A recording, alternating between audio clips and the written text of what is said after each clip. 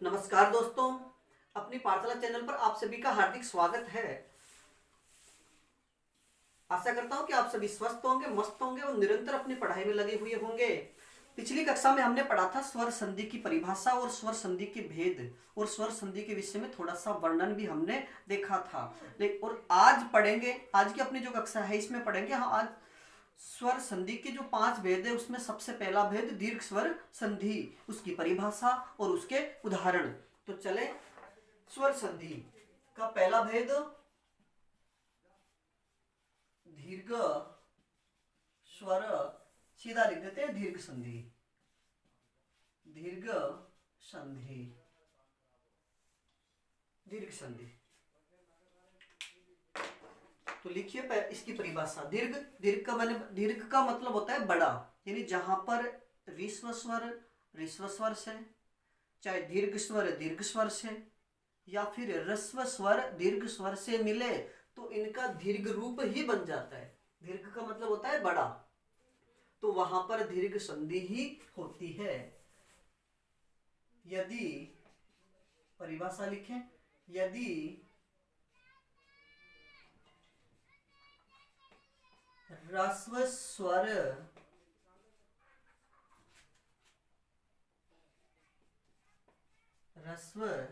या दीर्घ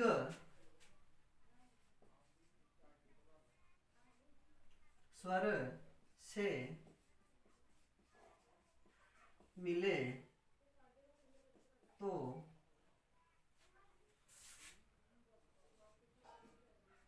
इनका दीर्घ रूप ही बन जाता है। अर्थात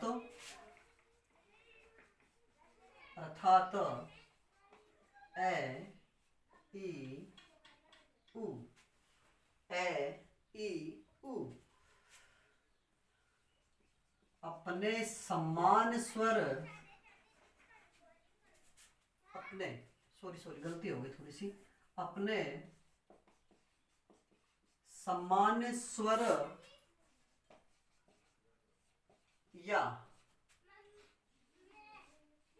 दीर्घ स्वर,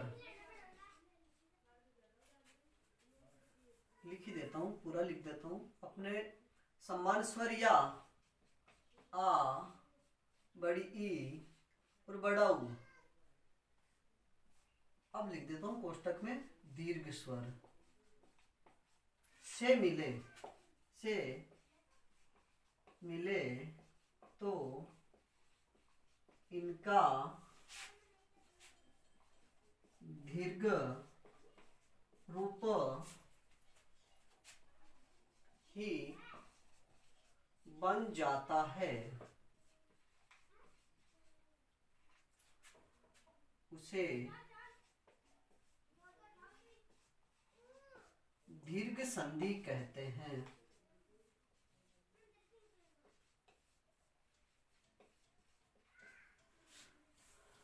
अब देखिए परिभाषा। यदि ह्रस्व स्वर से, या तो जैसे ए है ऐसे मिले, छोटी ई से मिले, या छोटा ऊ से मिले, तो ह्रस्व स्वर से, या ह्रस्व स्वर दीर्घ स्वर से, या दीर्घ स्वर से मिले तो इनका दीर्घ रूप ही बन जाता है। या अर्थात ये दूसरी परिभाषा ए ई उ, यानी उन्हीं को हमने विस्तार से लिख दिया। ह्रस्व स्वरों को ए ई उ या तो अपने समान स्वर से या दीर्घ स्वरों से आ ई उ से मिले तो इनका दीर्घ रूप ही बन जाता है, उसे ही हम दीर्घ संधि कहते हैं।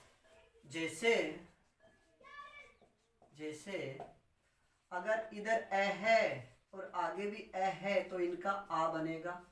अगर इधर आ है, ए है, आगे आ जाए तब भी इनका आ बनेगा।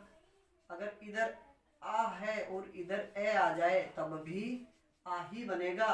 और अगर इधर आ है, आगे भी आ है, तब इनका आ ही बनेगा। ऐसा ही आगे होगा, यही नियम ही आगे चलेगा। जैसे इधर छोटी ई आ गई, इधर भी ई है और आगे भी ई है बड़ी। और ये भी बड़ी ई।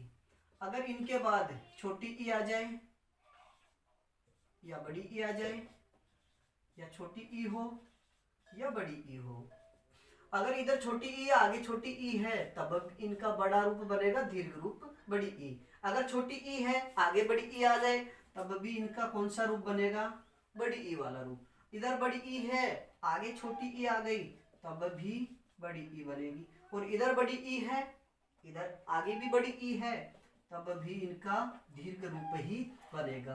और फिर ऐसे ही आगे वाले रूप में होगा, जैसे इधर उ आ गया, चाहे इधर छोटा उ हो इधर बड़ा हो, इधर ये हो, छोटा उ आ जाए चाहे बड़ा उ आ जाए, चाहे छोटा उ हो चाहे बड़ा उ हो, तो इनका दीर्घ रूप ही बनेगा। एक जगह लिख देता हूं, बड़ा उ।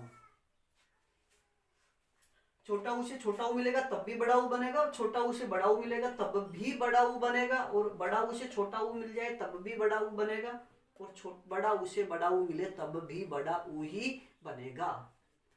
अब इसके हम कुछ उदाहरण देखें।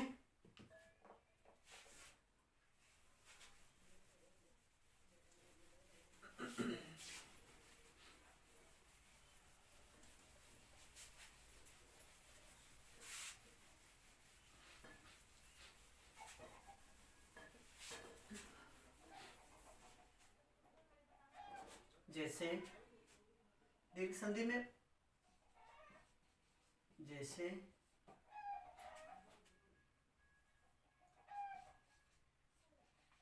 विद्या धन अर्थी, सुर धन असुर, धर्म धन अधर्म,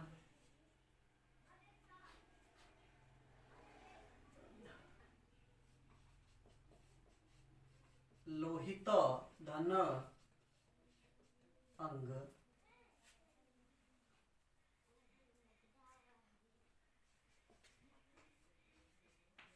परम धन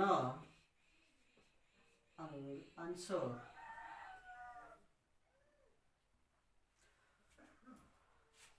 नव धन अंकुर।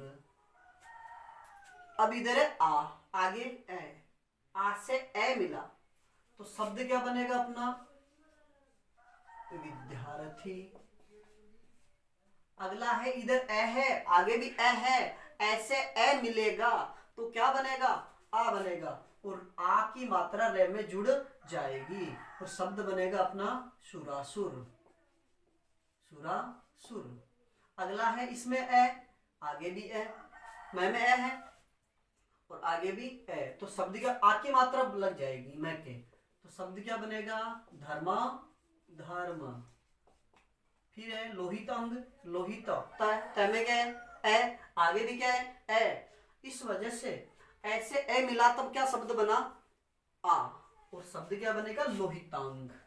लोहित यानी लाल, अंग यानी हिस्सा भाग या शरीर, लोहितांग।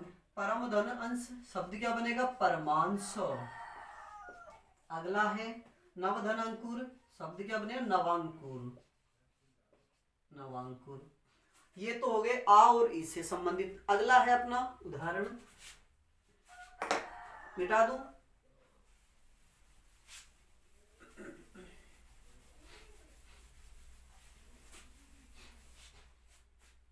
अगला है जैसे मैंने लिखा हरि धन ईश, कवि धन ईश, नारी धन ईश्वर। चलो, और बाकी बाद में हम विच्छेद के लिए आपको कुछ शब्द देंगे। फिर हरी छोटी की मात्रा है, बड़ी की मात्रा आ गई, छोटी की मात्रा बड़ी मिले तब भी बड़ी ही बनती है, तो अपना शब्द क्या बनेगा, हरीश। कवि है, छोटी की मात्रा है, आगे बड़ी ई है तो शब्द क्या बनेगा, कवीश। और इधर है नारीश, नारी शब्द है, आगे ईश्वर, बड़ी ई की मात्रा है, बड़ी ई की मात्रा है, शब्द क्या बनेगा? नारीश्वर। ऐसा ही उसमें होगा, जैसे मैंने लिखा वधू धन उत्सव, वधू धन उत्सव, सॉरी गलती हो गई, वधु, वधु में बड़ा हुआ आएगा, वधु, ऊ के बड़ा हुआ है, इधर छोटा हुआ है, ऊ के बाद में अगर ऊ आता है तो बड़ा ऊ ही बनता है, शब्द क्या बनेगा? वधूत्सव।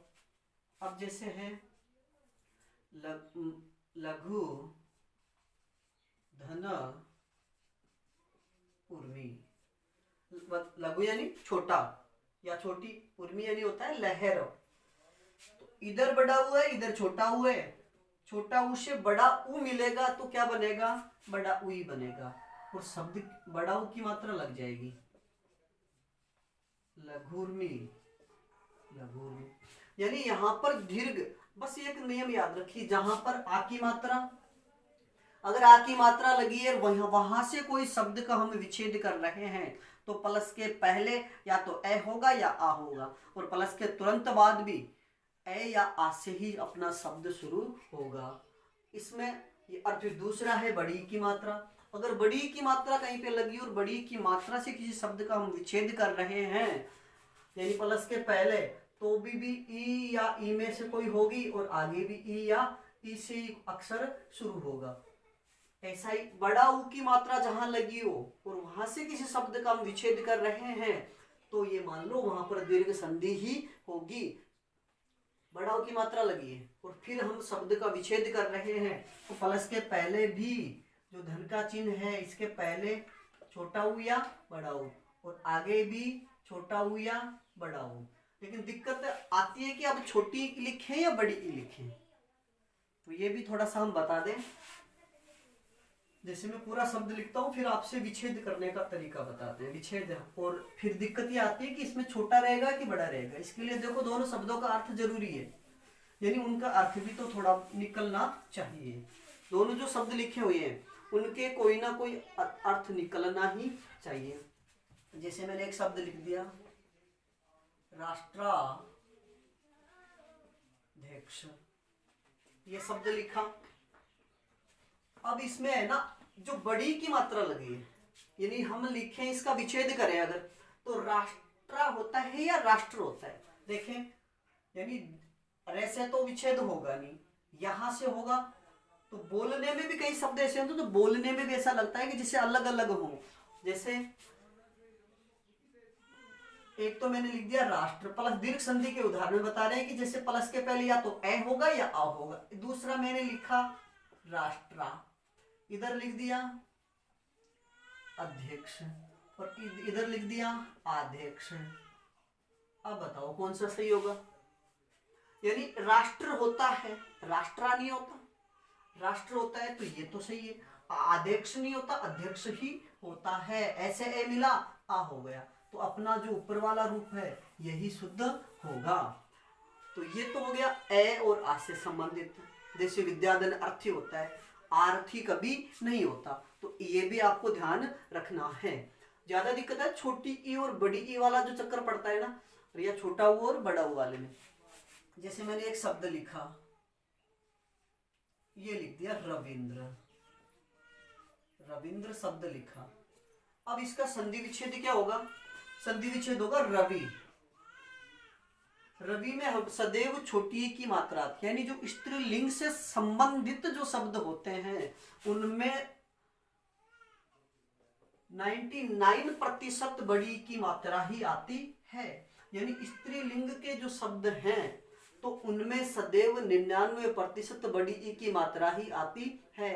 जैसे नारी, स्त्री और जैसे नदी, ये शब्द आ गए, तो इनमें सदैव बड़ी ई की मात्रा ही आती है। और आगे भी अगर जैसे बड़ा ऊ में भी होगा तो वहां पर केवल एक, यानी आपको लिंग पता होगा। जैसे वधू होती है या होता है, वधू होती है तो उसमें बड़ा ऊ रहेगा। यानी स्त्रीलिंग वाले जो शब्द हैं उनमें 99% बड़ा ऊ या बड़ी ई ही होती है। जैसे बहू, तो बहु में बड़ा ऊ होगा, वधु। लेकिन मधु जो शब्द है इसमें छोटा ऊ होगा, इससे संबंधित जो संधि होती है तो वधु की वजह से अधिकतर है ना इसको मधु लिख देते हैं। संधि विच्छेद किया हुआ तो मधु वाले को चुन लेते हैं, इस वजह से उनकी संधि गलत हो जाती है। इस वजह से सदैव मधु होता है, मधु यानी शहद, इसलिए ये याद रखिए। रवि, रवि में छोटी ई की मात्रा होगी और आगे जो शब्द शुरू होगा, अब इसमें है कि छोटी ई आएगी या बड़ी ई। तो इसके लिए आपको एक तरीका याद रखिए कि अगर ई के बाद में यानी जो अपना प्लस का चिन्ह है इसके बाद अगर ई आ रही है तो ई के तुरंत बाद अगर शय हो, कोई सा भी शय आ जाए तो वहां पर 95% बड़ी ई ही आती है। कि अगर प्लस के बाद जो ई आएगी, अपनी जो ई आएगी और ई से जो शब्द शुरू होगा उसके ई के तुरंत बाद अगर से आ रहा है तो अपना इसमें बड़ी ई ही होगी, यानी शब्द की शुरुआत बड़ी ई से ही होगी। अब इसमें नंद आ रहा है तो इसमें छोटी ई ही होगी, बड़ी ई यहां पर नहीं होगी। जैसे मैंने लिखा कपीस, अब है कपी, तो कप्पी, कप्पी का मतलब होता है बंदर, तो बंदर होता है या होती है, तो बंदर होता है तो छोटी ई की मात्रा होगी कपी। और आगे ईस आ गया, ई से शुरू करेंगे, स आ गया तो अब बिना पूछे आप सीधा लिख दो बड़ी ई आएगी, इधर छोटी ई आगे बड़ी ई। ईस में ई के तुरंत बाद अगर से हो तो वहां पर बड़ी ई से ही वो शुरू होता है। जैसे जैसे एक शब्द लिखूं मैं महिष, महिष लिख दिया। अब मही जो शब्द है, मही का मतलब होता है धरती। अब बताओ धरती होती है या होता है? धरती होती है तो स्त्रीलिंग हो गया, स्त्रीलिंग हो गया तो मही में ही बड़ी होगी, मही में सदैव ही बड़ी होती है, मही यानी धरती। और ईस से आ गया तो ई कौन सी रहेगी? बड़ी, महिष। अगला है जैसे रविंद्र हो गया, कपिस हो गया, महेंद्र, ये शब्द आ गया महेंद्र। अब बताना है आपको मही, तो मही तो आपने ऊपर लिखा है तो मही का मही हो जाएगा, लेकिन आगे नंद्र शब्द आ गया। अब नंद्र शब्द जहां आता है वहां सदैव छोटी ई की मात्रा ही होती है, जैसे इंद्र। एक तो ये चीज याद रखिए कि ई के तुरंत बाद अगर छोटी ई की मात्रा, ई के तुरंत बाद अगर से हो तो वहां पर बड़ी ई ही आएगी। जैसे एक शब्द है, मिटा दो इनको,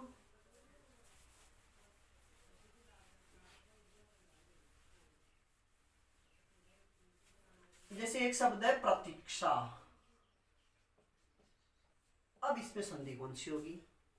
तो प्रति में प्रति उपसर्ग है और इसमें सदैव छोटी ई की मात्रा होती है प्रति में, प्रति यानी हर।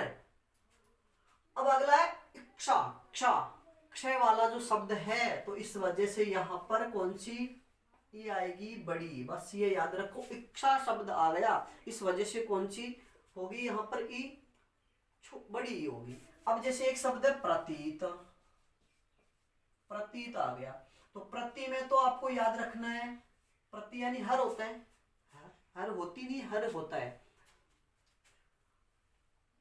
अब आगे है, अब देखना है कि छोटी ई आएगी या बड़ी ई आएगी।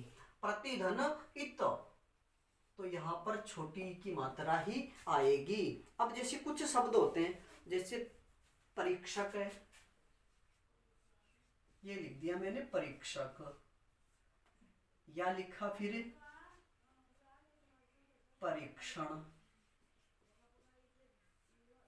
अब परीक्षक जो शब्द है इसमें परी, परी का मतलब होता है चारों ओर, छोटी की मात्रा लगी हो तो परी का मतलब होता है चारों ओर। अब बताना है आपको कि परी में छोटी की मात्रा लिखनी है कि बड़ी की मात्रा लिखनी है? परी का मतलब चारों ओर, इक्षक यानी देखने वाला, जो चारों ओर देखने वाला। इक्षक, क्षय आ गया, क्षय है तो ई कौन सी रहेगी? बड़ी रहेगी, परीक्षक। ऐसे ही है परीक्षण, तो परी में अब क्षय, यानी यहां से हम ये एक ई तो इधर रख दिया, अब आगे इसे ही शुरू होगा, दीर्घ संधि है, आगे वाला शब्द इसे ही शुरू होगा, तो ई छोटी रहेगी या बड़ी रहेगी?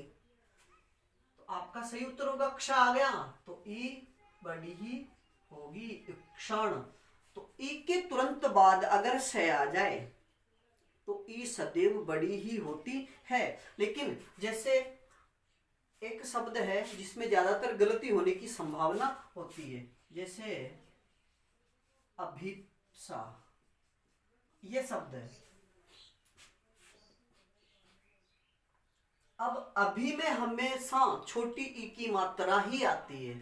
अभी जो शब्द लिखेंगे अभी, और आगे क्ष आ गया, आगे क्या है क्षय, तो इस वजह से कौन सी स है ना, पै तो आधा है, स को ही गिनेंगे हम, इस वजह से इप्सा यहाँ पर बड़ी ई ही होगी। ये होती है गलती ज्यादातर, छोटी है। अब यहाँ पर पै आ गया तो देखेंगे स तो बाद में, इस वजह से ये गलती हो जाती है और हम छोटी की मात्रा को चुन लेते हैं।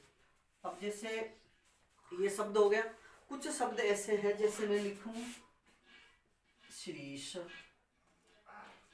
ये लिख दिया मैंने श्रीश, श्री, तो श्री में सदैव श्री होता है या होती है? होती, श्री यानी लक्ष्मी। और ईश, अब ई से ही शुरू होगा तो ई बड़ी रहेगी, बड़ी बड़ी श्रीश।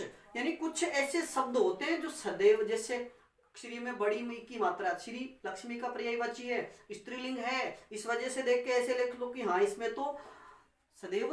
अब जैसे एक शब्द है, मैंने लिखा गिरीश,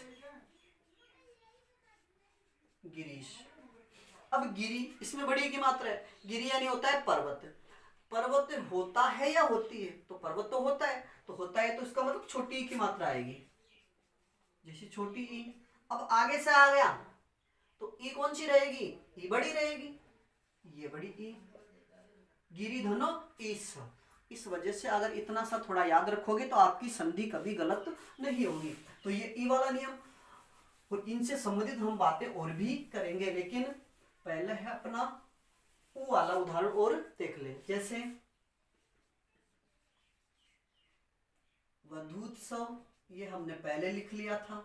वधु में हमेशा बड़ी की मात्रा होती है, वधु, क्योंकि वधु होती है, होता नहीं है। तो जहां पर स्त्रीलिंग शब्द हो वहां छोटा बड़ा ऊ होता है और बड़ी ई होती है, तो वधु धन उत्सव। अब जैसे भानुदय, ये शब्द लिखा है भानुदय, बड़ा हुआ है, तो भानु का मतलब होता है सूर्य। सूर्य होता है या होती है? होता है, इस वजह से सूर्य में कौन सी मात्रा होगी? भानु में, भानु में छोटी, और उदय में भी छोटा ऊ, उदय में भी छोटा ऊ, भानुदय। तो इस वजह से अब जैसे सूक्ति शब्द है, सूक्ति, सु यानी अच्छा या अच्छी, सु में सदैव छोटा ऊ ही होता है। और उक्ति यानी कथन, कथन होता है या होती है? कथन तो होता है, तो ऊ छोटा रहेगा। तो ये शब्द भी आप याद रखोगे। जैसे एक शब्द है सिंधूर्मी, मैंने लिख दिया सिंधूर्मी। अब सिंधु का मतलब होता है सागर, तो सागर होता है या होती है? तो सागर तो होता है, तो ये लिख दिया मैंने सिंधु, छोटा ऊ होता है, पुल्लिंग है, इस वजह से छोटा ऊ रहेगा। उर्मी, लहर होती है, तो बड़ा ऊ, ये बड़ा ऊ। तो ये अपना दीर्घ संधि आ का उदाहरण हमने देखा, बड़ी का उदाहरण भी हमने देख लिया, और बड़ा ऊ के बड़ा जो ऊ है इसके उदाहरण भी हमने देख लिए। बाकी पढ़ेंगे हम कल गुण संधि। तब तक के लिए नमस्कार, बाकी फिर अगली कक्षा में मिलेंगे।